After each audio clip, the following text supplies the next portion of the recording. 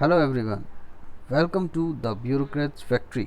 मेरा नाम है राहुल और एमपीपीएससी प्री स्पेशल यूनिट 10 का आज बहुत ही इम्पोर्टेंट चैप्टर होने वाला है।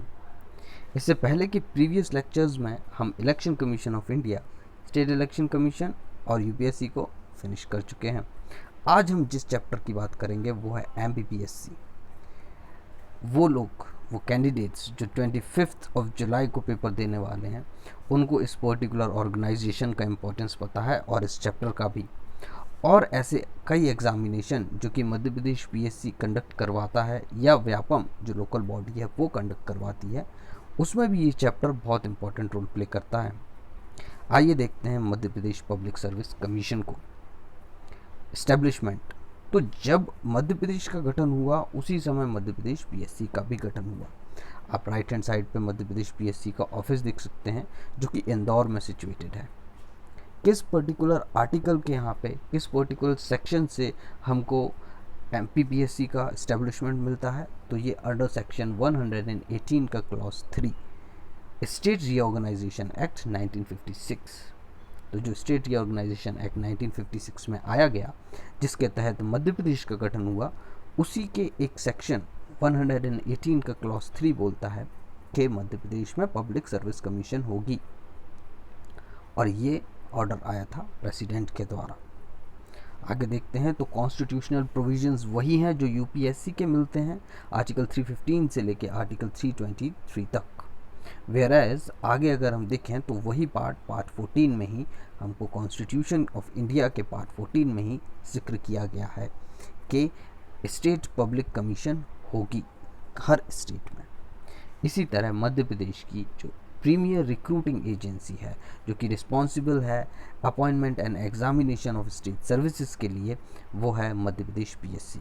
ये आप एक प्रोफार्मा देख सकते हैं उसके पेपर का, जो कि वो कंडक्ट करवाता है प्रिलिमिनरी बेसिस पर। इसके बाद आगे पढ़ते हैं तो आर्टिकल 315 फॉर्मेशन मतलब गठन की बात करता है।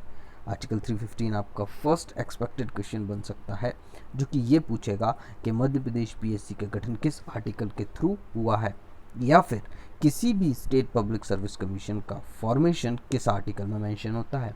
आपका आंसर होगा आर्टिकल 315। इसके बाद आर्टिकल 316 की बात करें तो 316 हमको appointment and term of the office of chairperson and members की बात करता है। अपॉइंटमेंट मतलब कौन अपॉइंट करेगा, तो चेयरमैन और मेंबर्स की appointment governor of the state करेगा। हर स्टेट का रिस्पेक्टिव गवर्नर जो रहेगा वो स्टेट के चेयरमैन और मेंबर्स को अपॉइंट करेगा। लेकिन अगर सीट खाली होती है तो कोई भी एक ऐसा पर्सन जो कि एक मेंबर है वो गवर्नर अपॉइंट कर देगा। It will be as an acting chairperson. ये बात की गई है अपॉइंटमेंट की। अब आते हैं टर्म्स। तो जैसे कि हमें यूपीएससी में 65 ईयर्स ऑफ टर्म मिलता था, वैसे ही एमपीपीएससी उसका एक सब ऑर्गेनाइजेशन है जिसकी की एज लिमिट 62 ईयर्स होती है। यह आपका again second important question, expected question बनता है that either the 6 years of age और 62 ईयर्स ऑफ एज जो भी पहले अटेन की जाती है, चाहे वो एमपीपीएससी का चेयरपर्सन हो या एमपीपीएससी का मेंबर हो, वो रिज़ाइन करेंगे अपने ऑफिस से क्योंकि उनका टेन्योर पूरा हो चुका है। आर्टिकल 316 का सब क्लॉज 3 ये बोलता है कि एक्सपायरेशन ऑफ टेन्योर के बाद इन एलिजिबिलिटी रहेगी।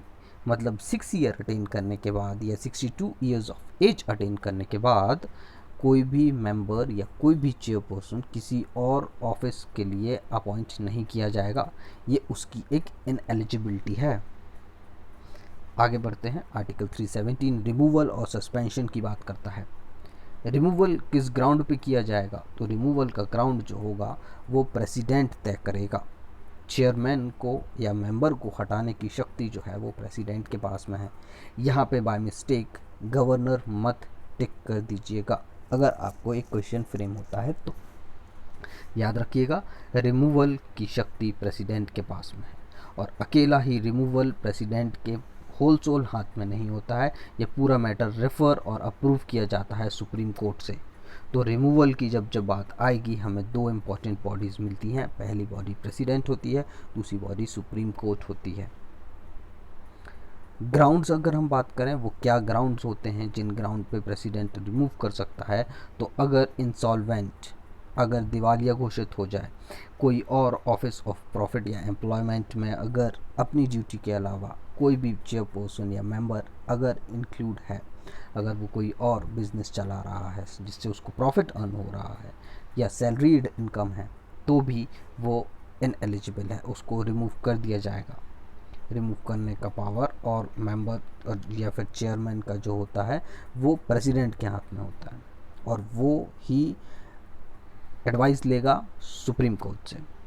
वहाँ पे हाई कोर्ट भी मत याद रखिएगा, क्योंकि स्टेट का मामला है नहीं। यहाँ पे हमको सुप्रीम कोर्ट और प्रेसिडेंट, इन दोनों बॉडीज़ का इंटरफेरेंस मिलता है। In the same thing, in the same way, president जो रहेगा, अगर वो डिक्लेयर कर देगा दैट पर्सन इज़ अनफिट, मान लीजिए पर्सन अनफिट है टू कंटिन्यू, तो भी सेम चीज़ हमको देखने को मिलेगी और ऑफिस से रिमूव कर दिया जाएगा। आगे बढ़ते हैं। तो आर्टिकल 318 में जो पावर दी गई है, 318 की पावर बोलता है power to make the regulations, condition of service जो रहेंगी वो सारी पावर गवर्नर के हाथ में रहेंगी। मीन्स गवर्नर जो है, गवर्नर फाइनली डिसाइड करेंगे that how many would be the number of candidates, उनकी क्या टर्म्स एंड कंडीशंस रहेंगी, क्या प्रोविजंस रहेंगे, कितने मेंबर रहेंगे, कितने स्टाफ रहेंगे, क्या टेन्योर रहेगा, सारी चीज़ों का डिस्कशन जो होगा वो गवर्नर के हाथ में होगा। रिमूवल के अगर हम बात करें बीच में, तो रेजिग्नेशन गवर्नर को दिया जाएगा, मत भूलिएगा। आर्टिकल 320 में फंक्शंस की बात की गई है, और फंक्शंस होल सोल एक इम्पॉर्टेंट फंक्शन है एग्जामिनेशन कंडक्ट करवाने का और मध्य प्रदेश में सिविल सर्वेंट्स को अपॉइंट करवाने का। ये पूरा एकमात्र इम्पॉर्टेंट फंक्शन होता है मध्य प्रदेश पीएससी का। चेयरमैन्स, लास्ट ईयर का एक एक्सपेक्टेड क्वेश्चन, एक हमारा क्वेश्चन बना था, इसलिए हो सकता है इस साल भी एक एक्सपेक्टेड क्वेश्चन बन जाए, इसलिए चेयरमैन को हमें सारे इंपॉर्टेंट चेयरमैन्स को याद रखना है। मध्य प्रदेश पीएससी के गठन के टाइम सबसे पहले फॉर्मेशन के टाइम जो चेयरपर्सन थे वो थे डीवी रेगे, ये इम्पॉर्टेंट है। इसके बाद अगर फर्स्ट वुमेन पूछा जाता है तो वुमेन भी इम्पॉर्टेंट है, लेकिन अभी रिसेंटली जो है वो राजेश लाल मेहरा है, ये एक करंट इनकम्बेंट है लेकिन एक्टिंग चेयरमैन का काम कर रहे हैं, मीनिंग ये अभी मेंबर की पोस्ट पे हैं और अभी एक्चुअली में जो पोस्ट है एमपीपीएससी के चेयरमैन की वो नहीं ऑक्यूपाई की गई है। ऐसे ही अगर हम मेंबर्स की बात करें तो अभी सेक्रेटरी और इम्पॉर्टेंट है, क्योंकि ये वंदना वैद्य हैं, आपसे पूछा जा सकता है, और डेप्यूटी सेक्रेटरी जो है वो राखी सहाय जी हैं। एक्टिंग चेयरमैन राजेश लाल मेहरा हैं, जिनकी फ़ोटो मैंने यहाँ पे प्रेजेंट की है। तो ये आपका एक ओवरऑल एमपीपीएससी का कंक्लूजन बनता है, जिसमें आपको बहुत ही शॉर्ट तरीके से सारे इंपॉर्टेंट और एक्सपेक्टेड क्वेश्चंस और सारी इंपॉर्टेंट इन्फॉर्मेशन प्रोवाइड की गई है। अगर आपको लेक्चर पसंद आया हो तो प्लीज़ लाइक करें, शेयर करें, सब्सक्राइब करें। इसके अलावा हमारे प्रीवियस लेक्चर्स जो हैं, जो कि election commission, state election commission और यूपीएससी पे बन चुके हैं, उनको भी देखना ना भूलें।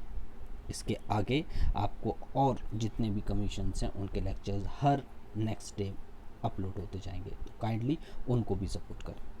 Thank you.